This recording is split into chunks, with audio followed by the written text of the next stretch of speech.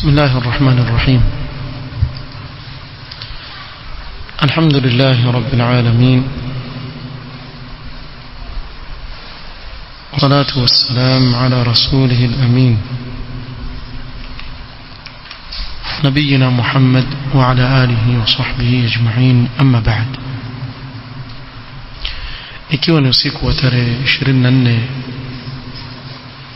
mwezi wa Safar mwaka 1446 katika darsa ya tafsiri al-Imam Ibn Kathir rahimahullah ta'ala, tuendelea na tafsiri ya suratul Maida, na bado tuizungumzia aya ya pili ya suratul Maida.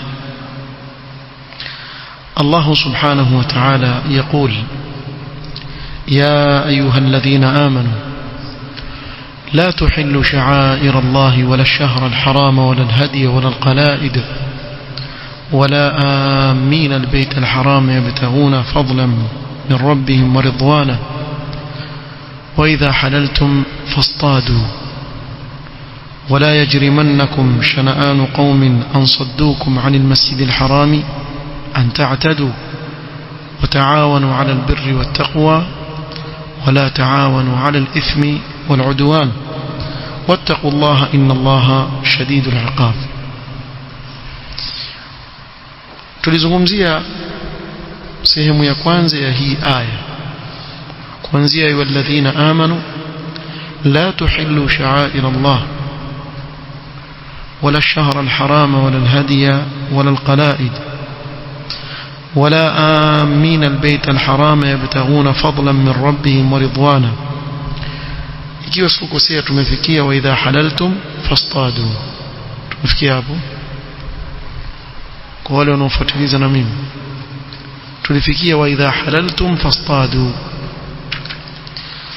na mkishatoka hija mkawa mmehalalika, basi windeni, mna ruhusa ya kuwinda wanyama, kwa sababu kitendo cha kuwinda wanyama kimekatazwa mtu akiwa katika ibada yake ya hija ama ya umra. Akiwa katika hali ya ihram amekatazwa kuwinda. Kwa hivyo hili jambo lilikuwa limekatazwa katika hali ya ihram. Sasa wamemaliza ibada yao ya haji au ya umra, waruhusiwa kwenda kufanya nini? Kuwinda. Kabla sijaingia kulizungumza hili, kuna wakati huko nyuma tuliwahi kutaja hapa katika hii suratul Maida, tutakuja kusoma aya ya ayyuhalladhina amanu la yabluwannakum Allahu bishay'in min as-sayd tanaluhu aydikum wa rimahukum liya'lama Allahu man yakhafuhu bilghayb. kwa Allah aliwatahini masahaba katika hajjatul wadaa, wanyama wa kuwindwa wakawa ni wengi sana pale haram, na huku wameharamishiwa kuwinda, na wanyama waja tanaluhu aidikum wa rimahukum, hata kwa mkono unaweza kumshika swara huyo hapo, pundamilia huyo hapo, na kwa mikuki, bimaana wako karibu mweza kuwapiga kwa mikuki, lakini haramu kuwinda. liya'lama Allahu man yakhafuhu bilghaib. Sasa muangaliwa kule Mayahudi Banu Israili walipewa mtihani wa kuwa wasifanye kazi siku ya Jumamosi. Siku ya Jumamosi hamruhusiwi kufanya kazi. Allah subhanahu wa ta'ala akawapa mtihani mkubwa sana. Mtihani gani? Ikifika siku ya Jumamosi wale samaki waja kwa wengi sana. Siku ya Jumamosi taatihim hitanuhum shur'an, tena waja wale samaki wengi warukaruka hivi kwenye bahari, wawaona hawa hapa samaki waweza kuwashika, lakini huna ruhusa ya kuvua. wa yawma la yasbituna la taatihim, na siku ambayo si ya Jumamosi wale samaki hawaji, wapata tabu kuwatafuta. Mayahudi kama walivyo mpaka leo wakafikiria tufanye vipi sisi, samaki waje mpaka hapa lakini haramu kuvua siku ya Jumamosi.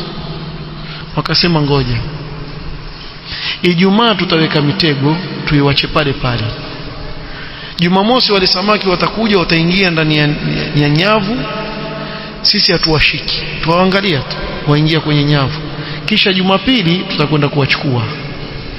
Umeelewa vile wafanya? Wamfanya kazi Jumamosi? Hawakufanya. Ijumaa waweka nyavu zao kwenda zao, si hakuna samaki wacha zikae. Jumamosi wale samaki waja kwa wingi, waingia kwenye zile nyavu, waingia wao hawafanyi kitu. Ikifika siku ya Jumapili waenda kuokota samaki wao warudi zao.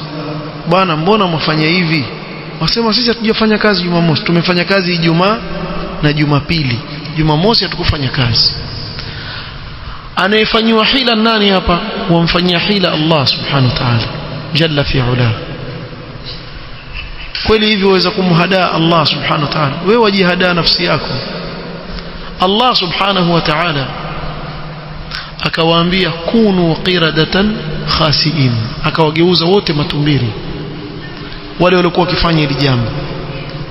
Na wako wale wakataza, na wengine wakawaambia lima ta'idhuna qauman illahu muhlikuhum au mu'adhibuhum 'adhaban shadida qalu ma'dhiratan ila rabbikum wa la'allahum yarji'un. Sisi tutoa udhuru mbele ya Allah, tushawaambia kwa hivi wanavyofanya ni makosa, kwa hatuna masuhulia mbele ya Allah subhanahu wa ta'ala, na huenda labda wakarudi nyuma. Sasa wale waliokataza ule munkar, Allah sema anjayna alladhina yanhauna 'anis su', wale walikuwa wakiukataza ule munkar Allah akawaokoa.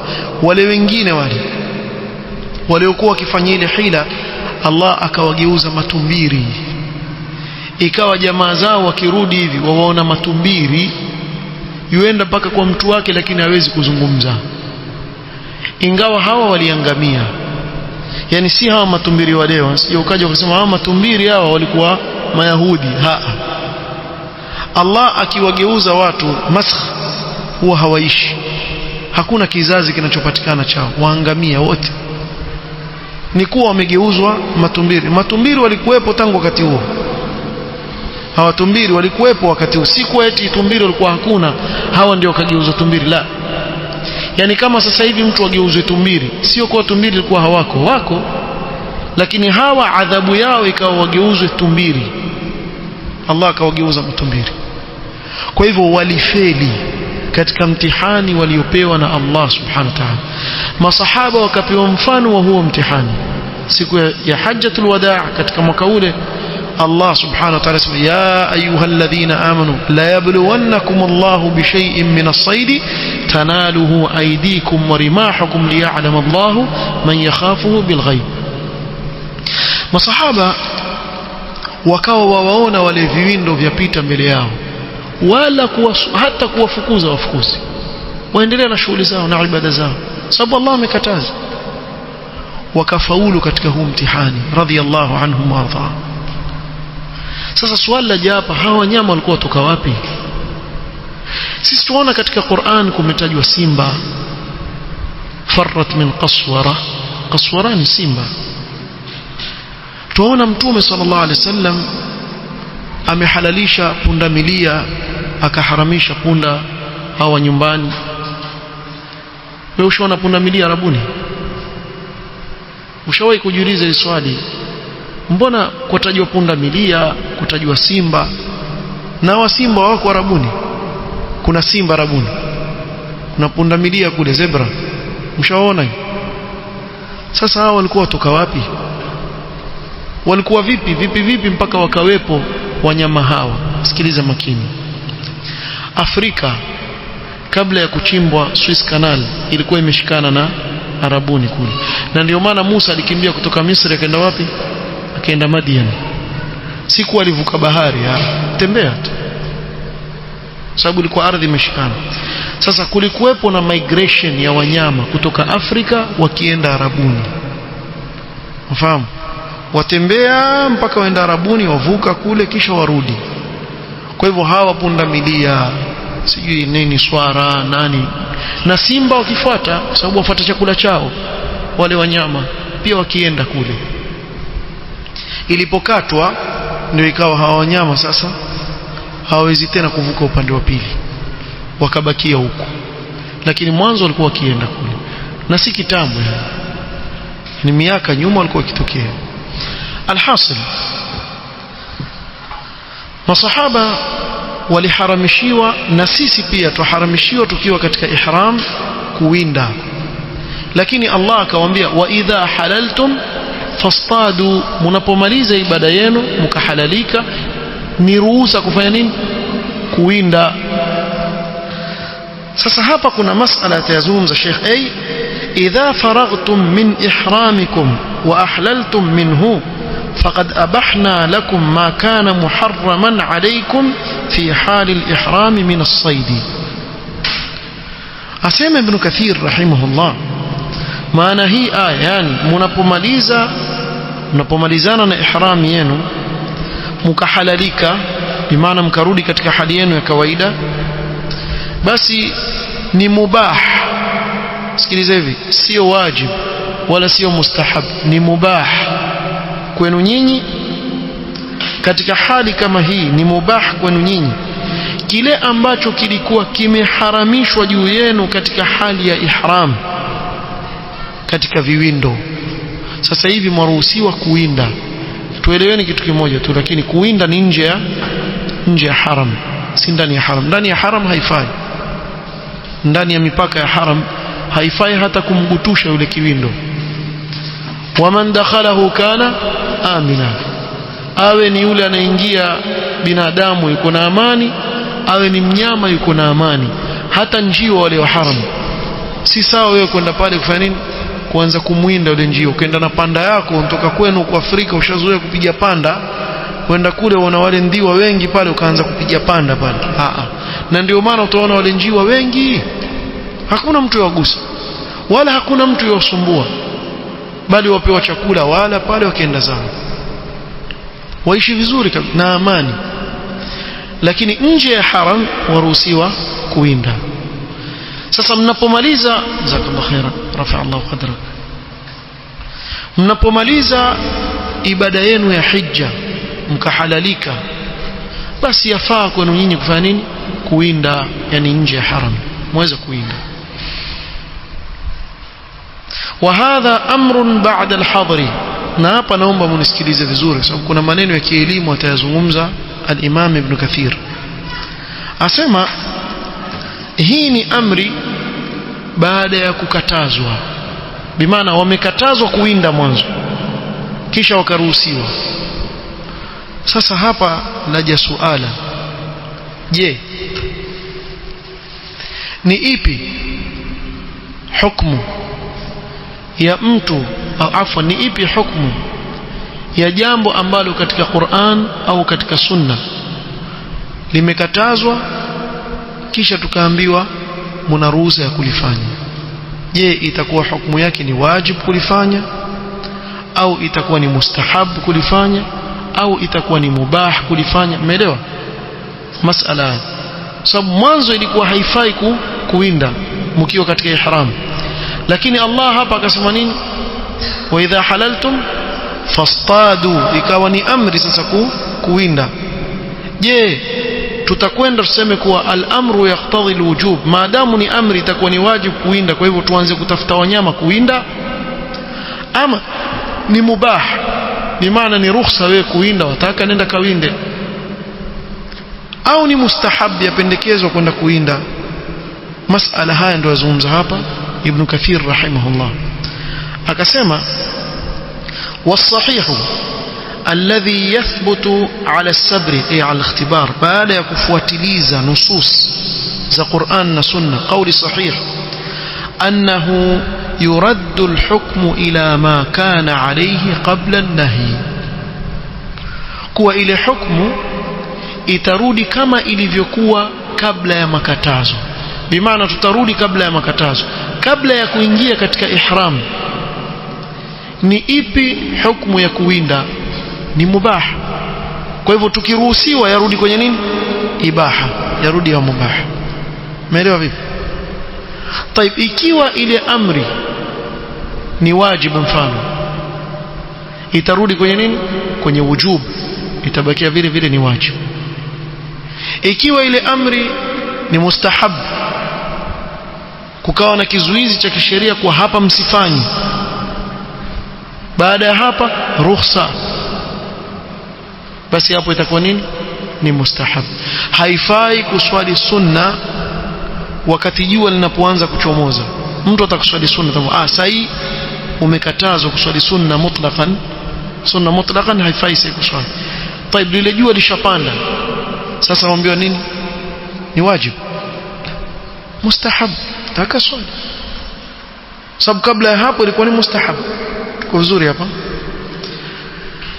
Lakini hapa kuna masala sasa, fa in kana wajiban raddahu wajiban wa in kana mustahabban fa mustahab. Ikiwa ni wajib itarudi kuwa wajib, ikiwa ni mustahab itarudi kuwa mustahab, au mubahan fa mubahun. Ikiwa ilikuwa ni mubah kama kuinda, sasa ni mubah. Kwa hivyo fastadu sio kuwa ni wajib kwenu nyinyi kwenda kuinda, bali ni mubah kwenu nyinyi kuinda kama vile ilivyokuwa mwanzo, baada ya kuwa kile kilichowazuia kishaondoka. Tuna pamoja. ومن قال إنه على الوجوب، ابن حزم الأندلسي رحمه الله amekwenda kwa kauli ya kuwa amri yoyote inayokuja itakuwa ni ya wajibu. Kwa hivyo hapa itakuwa ni wajibu kufanya nini? Kwenda kuinda. Utapata taabu hii, utakauli utapata taabu. Sasa umaliza haji wewe, beba mikuki yako uzunguke utafute mwanzo, leo utakwenda kuinda nani? Allah musta'an. Kuna aqwali nyingine kweli za wanawavyoni, lakini ya wangumu. Sasa uambie watu kuwa ni wajibu kwa nyinyi kwenda kuinda, mkimaliza haji na nungu tafute wanyama muinde huko. Afadhali kauli ya ibaha. Sasa ni kainde, hakuna cha kuinda, basi mimi siwindi, si ni mubaha, nikitaka nitakwenda kuinda, nikitaka siwindi. Asema hawa waliosema waman qala innahu ala alwujub yuntaqadu alayhi biayatin kathira, yule anayesema kuwa ni wajibu moja kwa moja kuwa ni wajibu, basi kuna aya nyingi sana zitamgonga. Nitawapeni mfano. Allah subhanahu wa ta'ala katika suratul Jumu'ah hasema ya ayyuhalladhina amanu idha nudiya lis-salati min yawmil jumu'ati fas'au ila dhikrillahi wa dharul bay'. Katika hali ya Ijumaa inaponadiwa ile adhana ile ambayo tayari khatibu yuko juu ya mimbar, ni haramu mtu kufanya nini? Biashara. Ni haramu kufanya biashara katika wakati ule. Kwa tukaelekezwa sisi tukimbilie katika kusikiliza khutba ya Ijumaa, tuache nini? Biashara. Lakini hapo hapo Allah baada ya kuswali fa idha qudiyatis salatu fantashiru fil ardi wabtaghu min fadlillah. Sasa hii amri ya fantashiru fil ardi, je, ni wajibu kwangu mimi kwenda kufanya biashara nikishamaliza kuswali Jumaa? Kwa kauli ya Ibn Hazm asema ni wajibu kwenda kufanya biashara. Hata kama mwalimu wa madrasa, tafute biashara, ufatafuta uza mabuyu pale nje, tafuta uende ukauze Victoria, kama utauza achari utajipanga. Kama mwalimu wa madrasa nenda katafute ufuta, haya uza huko, haitakuwa kazi. Lakini twasema nini hukumu ya biashara kabla ya kuitwa kwa ajili ya Ijumaa? Hukumu yake nini? Ni mubah. Ni mubah mtu kufanya biashara. طيب nishamaliza Ijumaa yangu, nimeambiwa fantashiru fil ardi wabtaghu min fadlillah, itarudi kwenye nini? Ibaha. Vile vile ni mubah. Sasa hii aya itamgonga Ibn Hazm kwa kauli yake hii. Kadhalika mfano mwingine, يسألونك عن المحيض قل هو أذن فاعتزلوا النساء في المحيض ولا تقربوهن حتى يطهرن. Sasa hapa tumekatazwa kuwakaribia wake zetu mpaka watakapo tahirika. fa idha tatahharna fa'tuhunna min haythu amarakum Allah, je itakuwa ni wajibu mtu kumuingilia mke wake pale anapojitahirisha? Sasa ni wajibu. Kwa nini? Kwa sababu umeambiwa fa'tuhunna. Tusema la, yarudi pale pale katika kuwa nini? Ni mubah. Hiki ni kitendo mubah. Kwa hivyo hatumwajibishi mtu sasa ashatahirika mke wako lazima umkaribie. La, tuwezi kusema hivyo. Una kazi. Hanta wapeni mfano mwingine kimsicheke, huu mgumu zaidi huo. Katika suratul Baqara Allah subhanahu wa ta'ala tufahamu kuwa ametukataza sisi kufanya tendo la ndoa katika hali ya nini?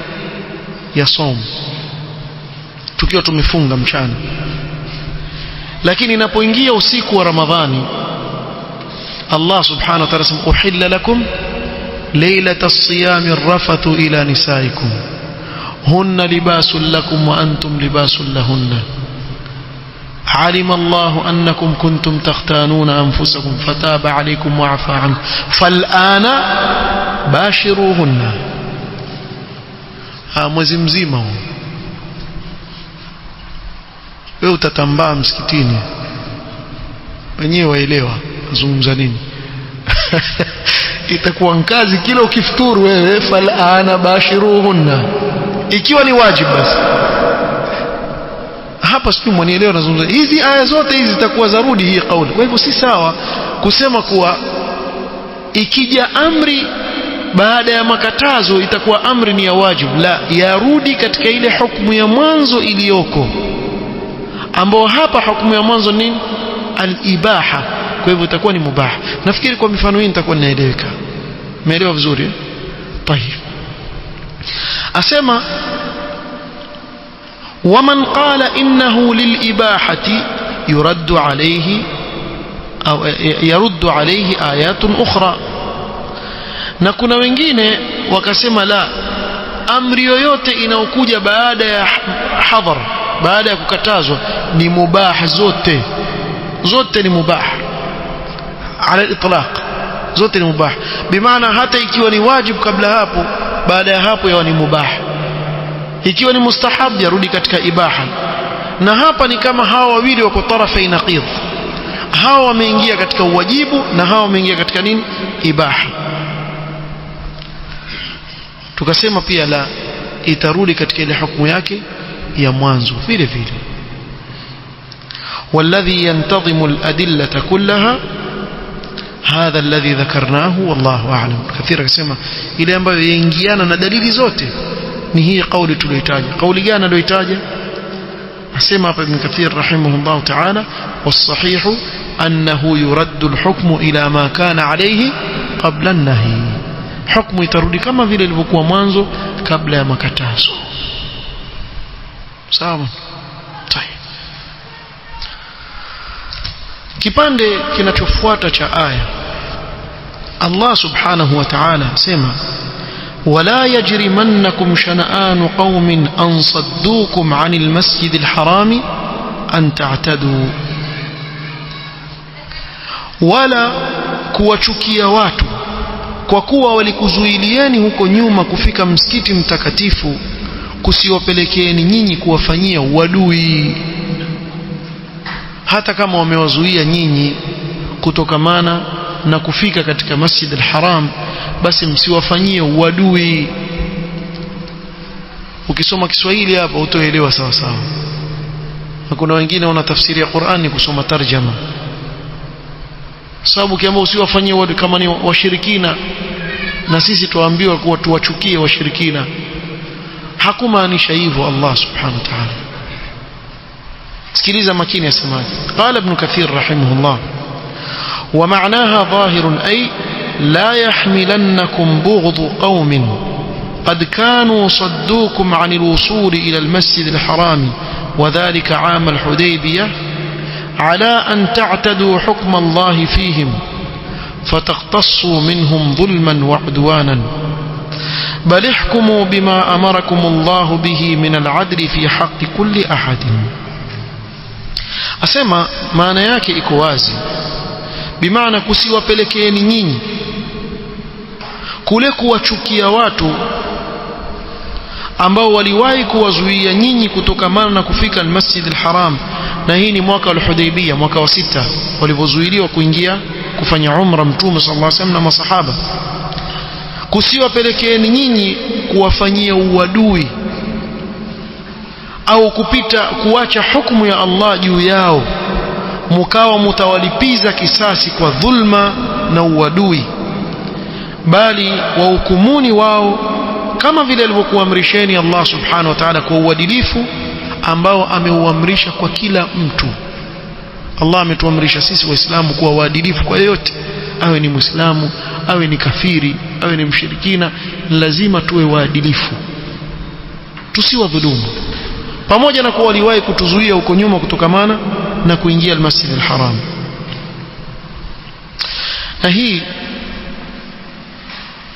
aya kwa hii qiraa, wala yajrimannakum shana'anu qaumin an saddukum, hii ni qiraa ya jumhur al-qurra, Hafs na wengineo wanasoma hivyo, an saddukum kwa fatha ya hamza. Lakini kwa qiraa ya Abi Amr na Ibn Kathir rahimahumullah ta'ala, wao wasoma in saddukum 'an al-masjid al-haram an ta'tadu wala yajrimannakum shana'anu qaumin in saddukum, au kusema an saddukum. Tukisema an saddukum, tayari kile kitendo kishatokea katika mwaka wa al-Hudaybiyah, na suratul Maida imeshuka baada ya al-Hudaybiyah, kwa hivyo itakuwa ieleweka. Taib, in saddukum, ikiwa watawazuieni nyinyi, tayari washawazuia, ikawa kuna ishkala hapa. Na hii ni qiraa sahiha ambao watu wasoma riwaya Ibn Kathir na Abi Amr, wasoma in saddukum an al-Masjid al-Haram. Wanaoviona wakasema la, ikiwa itasomeka in saddukum ambao ni qiraa sahiha, basi itakuwa ni kuwa Allah atufundisha sisi waumini adabu, kuwa hata siku yoyote nyingine wakiwa watawazuieni nyinyi kutokamana na Masjid al-Haram, isiwapelekeeni nyinyi kwa kule kuwachukia kwao mkawadhulumu. Umeelewa? Siku yoyote, hata leo pia. Kwa hiyo kwa qiraa ya in saddukum laweza kutokea hilo jambo hata leo, sio kuwa limetokea katika mwaka al-Hudaybiyah, mwaka wa 6.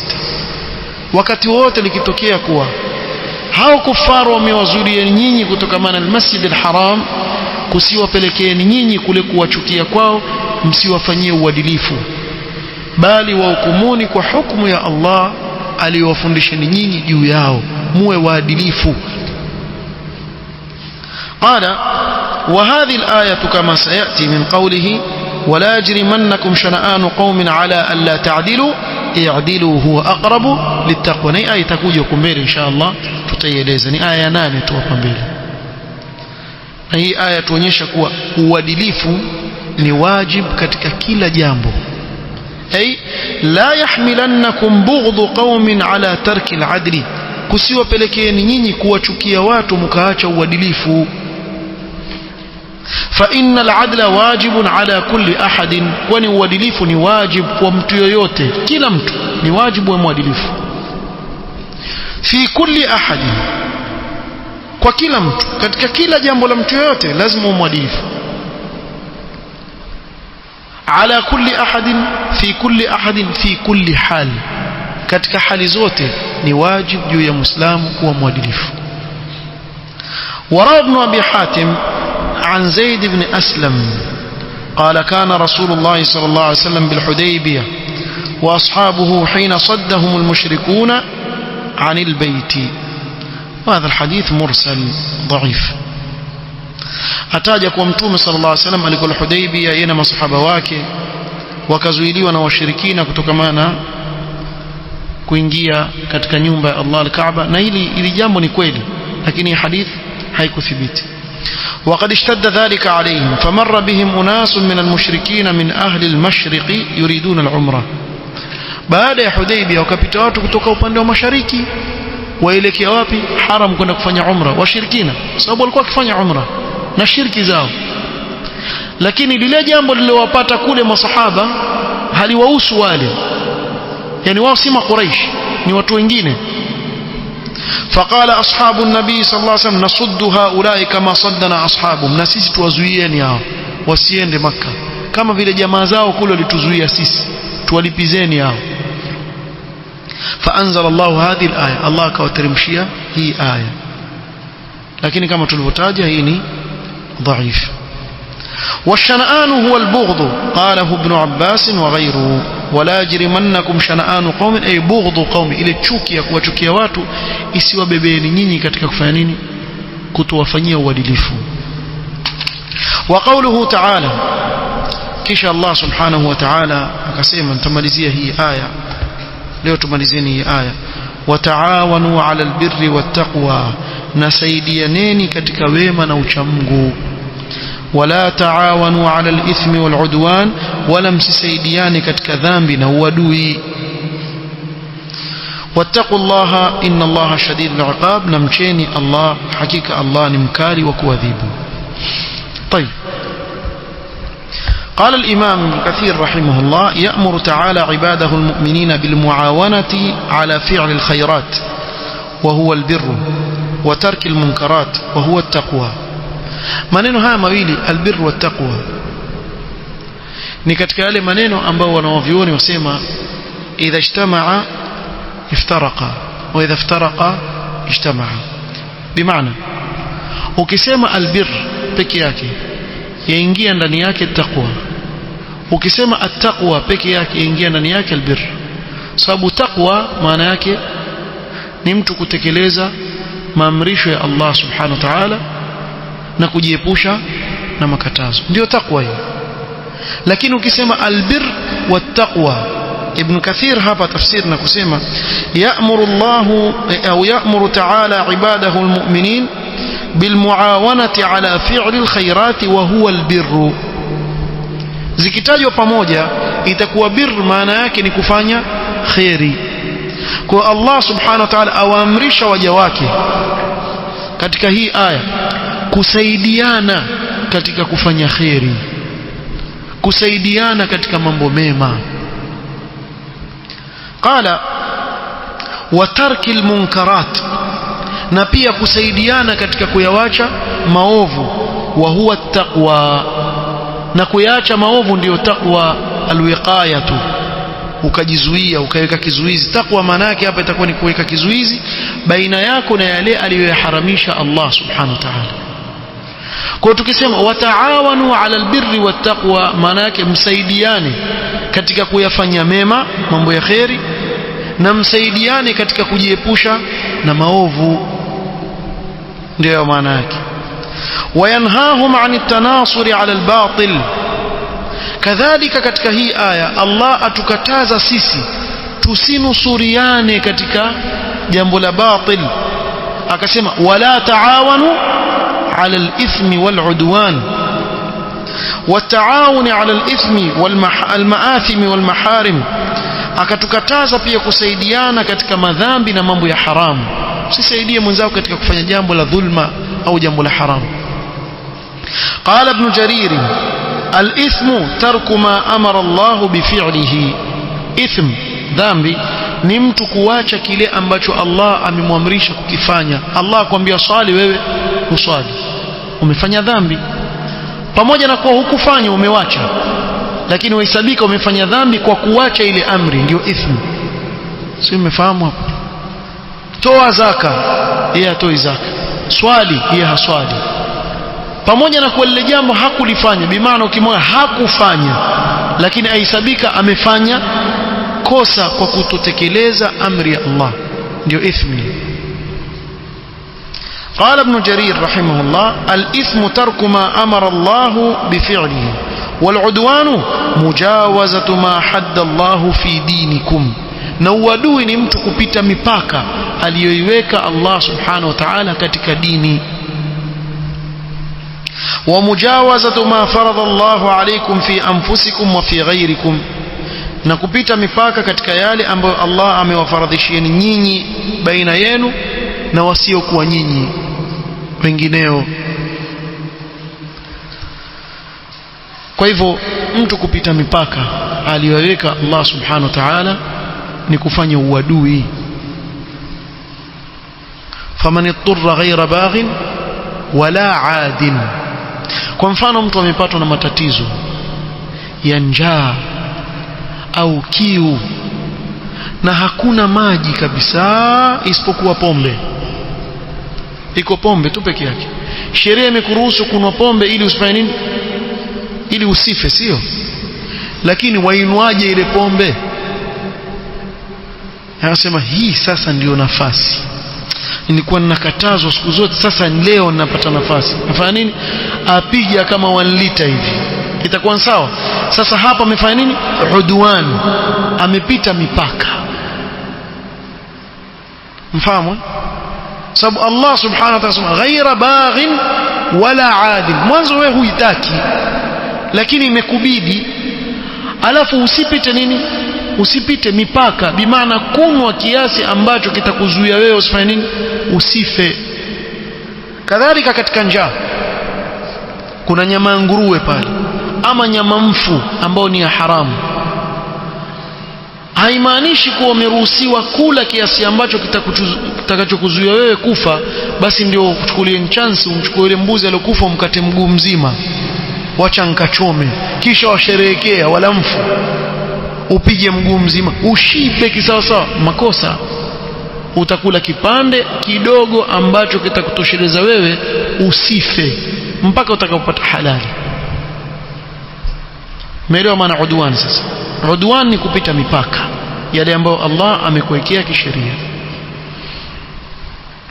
Kisha akaeleza baadhi ya ahadith ambazo ni mfano au katika kuzidi kuifafanua hii aya, akasema وقد روى الإمام أحمد عن أنس بن مالك رضي الله عنه قال قال رسول الله صلى الله عليه وسلم انصر أخاك ظالما أو مظلوما. Mtume sallallahu alaihi wasallam asema mnusuru ndugu yako, awe ni dhalim awe amedhulumiwa. Mnusuru ndugu yako Muislamu, usimwache hata akiwa yeye ni dhalim. Kwa dhahiri ya haya maneno ukiona kwa hivyo akiwa dhalim pia anaweza kumsaidia katika dhulma.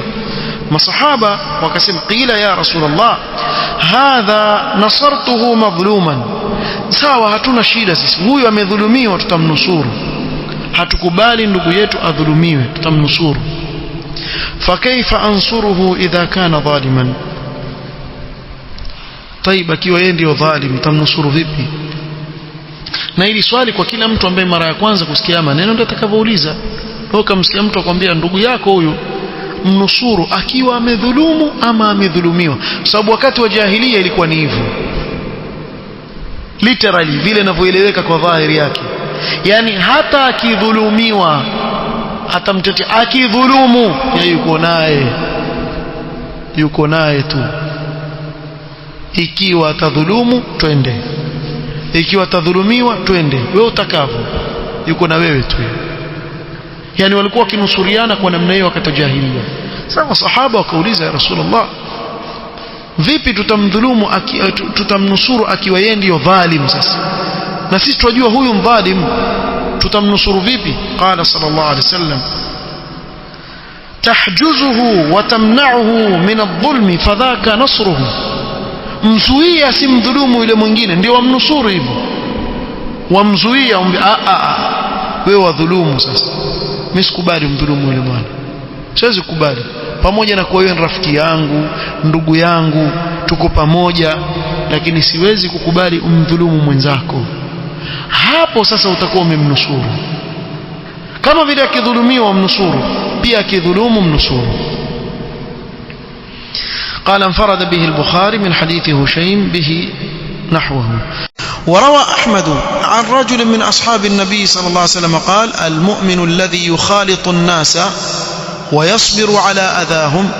Mtume صلى الله عليه وسلم kuna ahadith amezungumza kuhusu jambo la uzla, kuwa mu'min akaimbali na watu, hasa katika wakati wa fitna, ajitenge, asitangamane na watu, na akataja fadhila kubwa. Akhiru zamani itafikia kuwa mu'min khairi kwake akae katika milima huko na mbuzi zake, amche Mola wake, yuko mbali na fitna za watu. Lakini pia upande wa pili akazungumzia kilicho bora zaidi. Kilicho bora zaidi ni kipi? Akasema almu'minu alladhi yukhalitu an-nas, yule mu'min anayetangamana na watu. Na hivi ndivyo walivyokuwa mitume wa Allah. hawakuwa wakijitenga na watu, bimaana walikuwa wakitangamana na watu. Wayasbiru ala adhahum, na akawasubiria ule udhia anaopata. Wakati mwingine kuna watu wengine hawezi kusubiri udhia, kwa hiyo wakajiweka mbali na watu. Bwana, kila nikienda kule fitna nyingi, balaa, maneno, afadhali mimi nikae mbali. Ni sawa, waruhusiwa kisheria uzla, sababu wajijua nafsi yako kuwa ni dhaifu. Lakini yule anayeweza kutangamana na watu na vile walivyo na udhia waliokuwa nao, akatangamana na wao, akawa awalingania, awavutia katika khairi, a'zamu ajran, huyu ajiri yake ni kubwa zaidi, min alladhi la yukhalitu an-nasa wala yasbiru ala adhahum. Huyu ni mbora zaidi kuliko yule ambaye hatangamani na watu na hawasubiri udhia yao. Sababu kuishi na watu udhia, kuna watu waudhi, fanya subra tu. Kuna watu ukiona tu yule iwaje yule, uanza kufanya adhkar. Nakwambia kweli, wafanya adhkar na wajiombea dua, manake hujui leo jana lipi. Ama hujaona watu wakipiga simu, angalia hivi, badala kusema naam sema bismillah. Ama hataki asikie, manake akiisikia pia bismillah nkesi, manake bismillah nipigia mimi yaanziwa hapo mwanzo. Hujui sasa ile lingine lilokuja bomu uko mbele nilipe atakupiga nalo. Wallahi kuna watu wako hivyo, yani nasema yule fulani afadhali nisiona naye. Kuna watu waweza kuomba dua Allah sikuonjeshe kumuona, kwa namna wanavoudhi, sijui kwa nini, lakini subhanallah, wako watu kwa tabia zao ziko hivi. Na sasa mtihani akiwa ni familia yako, sasa lazima uunganishe kizazi na udhia utaipata. Fanya subra, utafanyaje? Kwa wako katika binadamu kwa hivyo. Na hata ukasema pia wewe wawagura watu, waondoka katika miji, tuseme kwa mfano utafuta shamba mahali kule ukajenga nyumba yako mwenyewe na mbuzi zako na ng'ombe hazizungumzi, umeketi huko na amani, utafuatwa na nyoka pia, hawatokuata. Utafuatwa na nge, utafuatwa na wadudu, usiona usalimika huko uliko. Hakuna mtu salimika. Hata ukajua mlima pia utapiga kona, kofia yako itashikwa na mti, utaudhiwa huko uliko, usione kwa utasalimika basi tu. Lakini binadamu bwana, binadamu kukana wawe ataka subra, sababu watu tabia zao ziko mbali mbali. Kwa yule anayekana wao akawalingania, akawaongoza katika khairi, akawasubiria, yule ni mbora zaidi kuliko yule asiyetangamana na watu, asiyesubiri udhia yao. وفي الصحيح من دعا إلى هدى كان له من الأجر مثل أجور من اتبعه إلى يوم القيامة. na hii ingiana haya tuliyosema. Ukitangamana na watu ukawalingania katika khairi, kumbuka kitu kimoja, utapata ajri ya yule uliyemlingania katika khairi akaifuata. Kila akitekeleza ile khairi na wewe wapata ajri. Mtu asema ila yaumil qiyama, vipi ila yaumil qiyama? Kwenye wale anaowafundisha watakaa mpaka siku ya kiyama? Kwa sababu wao pia watawafundisha wengine na wengine watawafundisha wengine, ile silsila yarudi. Kwa mfano hivi leo sisi tunavyozungumza hapa, tusoma hadithi kwa mfano ya sahaba Abu Huraira radhiyallahu anhu wa arda. Yeye ndiye alipokea hadithi kutoka kwa Mtume sallallahu alaihi wasallam. Kila tukiisoma hii hadithi, na sisi tuko karne ngapi baina yetu sisi na Abu Huraira radhiyallahu anhu wa arda, lakini ajri pia yamfikia nani? Yamfikia Abu Huraira. Katika masahaba bwana, naona wana ajri kubwa kwenye hadithi. Abu Huraira bwana, Abu Huraira ana bahati sana, hadhun adhim katika ilmu. Hebu sikiliza, hatujakaa kikazo an Abi Huraira radhiyallahu anhu ama an Anas ibn Malik radhiyallahu anhu arda. Hawa masahaba walipokea hizi hadithi kila wakati watajwa. Na ndio maana sisi hatuwezi kuwa bora kuliko masahaba. Kwa nini? Kwa sababu kila tunachokifanya kimepitia kwa nani? Kwa masahaba. Kwa hivyo ajiri yao yazidi kuongezeka, na wameondoka duniani ajiri yao yaongezeka. Kila khairi wanaoifanya huu umma, kila khairi, haiwezekani ile khairi katika hii dini haikupitia kwa nani? Kwa masahaba. Kwa masahaba wao hawafikiriwi ajiri yao, kwa sababu kila siku wafanya nini? Wazidi kupanda daraja, ajiri yao kila siku yaongezeka radhiyallahu anhum wa ardhahum. qala la yanqusu dhalika min ujurihim shay'a, pamoja na kuwa yeye wapata ajiri ila yaumil qiyama, na haipunguzi chochote katika ujira na thawabu za wale waliomfuata katika ile khairi. Waman daa ila dalalatin, kinyume chake sasa, anayelingania watu katika upotofu, kwa mfano akalingania watu katika bid'a, watu wakaanza kuifuata ile bid'a, kana alayhi min al-ithmi, huyu atabeba katika madhambi, atabebeshwa madhambi, mithlu athami man ittaba'ahu ila yawm al-qiyamah, mfano wa madhambi ya wale wanaomfuata yeye mpaka siku ya kiyama. La yanqusu dhalika min athamihim shay'a, pamoja na kuwa hili haimaanishi wale wanaomfuata hawapati dhambi, wao wapata, na mfano ile dhambi pia bebeshwa yeye, enda nayo. Na hapa ndio wanaovione wakasema bid'a dhambi yake ni kubwa zaidi kuliko maasi ya kawaida. Kwa nini? Kwa sababu maasi ya kawaida ni baina yako wewe na Allah. Maasi ya kawaida fanya baina yako na Allah, waweza kutubia baina yako na Allah, na ukifa yafa na wewe. Lakini bid'a kitu kibaya sana. Kwa mfano leo akatokea mtu msikitini hapa akawa ataka kushindana na Bilal. Yeye Bilal radhiyallahu anhu anaanza kukimu swala, sema Allahu akbar, Allahu akbar, ashhadu an la ilaha illallah wa ashhadu anna muhammadar rasulullah, kaenda paka qad qamat as-salah paka mwisho. Yeye akajaba Allahumma salli wa sallim ala sayidina Muhammadin wa ala ali sayyidina Muhammad wa ala sahabati radhiyallahu ajma'in, akaongeza hizo vitu zake ambazo Bilal alikuwa hazijui. Yule muadhin wa mtume sallallahu alaihi wasallam hajui. Mashaallah, muadhin wetu huku yajua. Bilal yule alikuwa akimuadhinia mtume Muhammad sallallahu alaihi wasallam, khairu khalqillah, hiyo alikuwa haijui. Alikuwa hajui kuwa kuna kumswalia mtume sallallahu alaihi wasallam pale, mfano kama iko.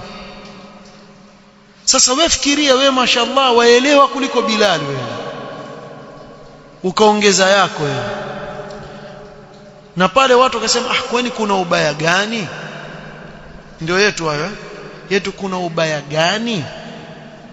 Uko ubaya. Ubaya ni kuwa afanya kitu ambacho hakukifunza mtume Muhammad sallallahu alaihi wasallam, na mtume sallallahu alaihi wasallam man amila amalan laysa alayhi amruna fahuwa raddun, utarejeshiwa mwenyewe. Allah hana haja na ibada zako za kibid'a bid'a, utatupiwa usoni. Allah hana haja nazo ibada hizo. Na malengo ya kutumilizwa mtume sallallahu alaihi wasallam ni kutufundisha sisi kumwabudu Allah, la sivyo ikiwa kila mtu aweza kuabudu anavyotaka, kuna haja gani ya kutumilizwa mitume? Wana kazi gani? Mtume Muhammad sallallahu alaihi wasallam uulize kazi yake nini ilikuwa? Ankuja kufanya kazi gani ikiwa si kutufundisha sisi kumwabudu Allah? Ametumwa aje atufundishe namna gani tutamwabudu Allah. So sisi hatujui kumwabudu Allah bila kupitia wale waliopata risala kutoka kwa nani? Kwa Allah subhanahu wa ta'ala. Sasa haya yako naosema yana ubaya gani? Yana ubaya kwa sababu hayakupitia haya kwa njia ya sawa sawa, yametoka na mlango wa nyuma, si dini. Sasa wewe ukafanya hili jambo hapa, watoto hao wakakulia wasikia jambo hilo latajwa, jambo hilo latajwa, kisha kesho mtoto fulani kama hakimu swala akaanza akuiga wewe, dhambi wabeba. Sasa kuna siku walikuwa washerehekea maulidi miaka 100 kutoka kuasisiwa maulidi, kumbe kelele zao zote kelele kweli kweli, hao kuja na dini mpya, yeye na miaka 100 tu, enzi za mkoloni tu juzi, kelele kweli kweli. Kumbe mkoloni tu ndio wankuja nazo juzi tu, si kitambo walikuwa kusherekea miaka 100. Kumbe nyinyi miaka, sisi tuzungumza miaka 1400 huko nyuma, nyinyi mtuzungumzia miaka 100. Jamaa huyo alioleta hiyo miaka 100 washerehekea kwa miaka 100 kuanzia waletewe. Wallahi abeba madhambi ya kila anayefanya hii bid'a mpaka itakapoachwa hii bid'a. Na wale wanaokataza ni kheri kwao, kwa wale waliozua, kwa sababu wapunguza wale watu ambao watawabebesha madhambi. Na ndio mmoja katika salaf akasema uskut ya ahmaq, alipomzungumza mmoja katika wazushi, mmoja akasema mbona wewe wamsengenya bwana? Uskut ya ahmaq, nahnu khairul lahum min abaihim wa ummahatihim, sisi tunawazungumza ni wabora kwa wao kuliko baba zao na mama zao. Kwa nini? Tuwapunguza watu wanaowafuata wao ili wasipate madhambi mengi. Tuwapunguzia watu, kwa sababu kila watu wakizidi katika hili jambo na wao wabeba madhambi zaidi. Haya maneno ya Mtume sallallahu alaihi wasallam yako wazi, la yanqusu dhalika min athamihim shay'a. Kwa hatari kuacha watu, waacha sadaqa jaria, wewe waacha dhunub jaria, yani madhambi yenye kuendelea. Watu waacha thawabu zenye kuendelea, wewe waacha madhambi yenye kuendelea. Hii hatari kubwa sana, wallahu almusta'an. Aina ufuata حرمت عليكم الميتة والدم ولحم الخنزير وما أهل لغير الله به والمنخنقة والموقوذة والمتردية والنطيحة وما أكل السبع إلا ما ذكيتم وما ذبح على النصب وأن تستقسموا بالأزلام ذلكم فسق اليوم يئس الذين كفروا من دينكم فلا تخشوهم واخشون اليوم أكملت لكم دينكم وأتممت عليكم نعمتي ورضيت لكم الإسلام دينا. hii kipande hiki cha aya kuna mtu ambaye akijui hapo, waraditu lakum alislam dina, kila mtu amalizia alhamdulillah. kisha ndio akasema faman yattara fi makhmasatin ghayra mutajanifin liithmin fa inna allaha ghafurur rahim. Hii imeingiana wakati mzuri sana, hasa tukija kufika pale al-yawma akmaltu lakum dinakum, tutaizungumza kwa upana zaidi insha Allah. So tumfika aya hiyo ya 3 ya suratul Maida. Kuna watu wajifanya hawataki kuielewa hii aya. Kuna watu kikweli wajifanya wao hawaelewi kwa Allah asema al-yawma akmaltu lakum dinakum, wao hataki kuwa dini kamilika. Allahul musta'an. Tena mwezi wao wasema, ama mjasikia mwezi wetu waja, nyi haujafika mshaanza.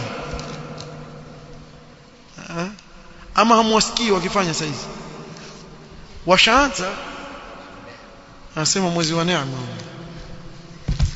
Allahu musta'an. Sasa hivi tutaanza kutumia mabango kama wapinga maulidi, gura mji. Usikumbuka kuletwa mabao, hakuna mtu atagura eti kama wapinga gure wapi? Tuko hapa na tutaanza inshallah biidhnillah ta'ala. Nasallallahu athabat, nasalu at-tawfiq was-sadad. Tutaanza hivi pole pole tu. Kila mkisema kitu cha uongo katika dini, waislamu wataambiwa hapa hawa wadanganya, si wa kweli. Na mambo yao hivyo yaenda kwa kadhibu, sababu si dini, upende usipende, hakuna dini hiyo sisi hatuijui. Na ndiwahi kuambia hapa kuwa dini ya kucheza inaanza kwa nani? Kwa Samiri yule wa Musa, ndiye alikwenda kuharibu Bani Israili, akatengeza kindama, kisha kile kindama ijlan jasadan lahu khuwar, akawa akipiga kelele, wale Bani Israili wazunguka wakitifuka na kucheza. Nenda kasoma katika vitabu vya tafsiri, wameeleza wacheza. Sasa dini ya kucheza si dini ya Uislamu, ni dini ya kina Samiri. Tio mwaketi mcheza, hii si dini ya Uislamu. Wa illa wapi wewe umpokea wapi masahaba wacheza? Lakini mahabashi wancheza taratibu. Ana mchezo mwingine na nyinyi mzungumza kitu kingine. Subhanakallahumma wa bihamdik ashhadu an la ilaha illa anta astaghfiruka wa atubu ilaik. Barakallahu fik.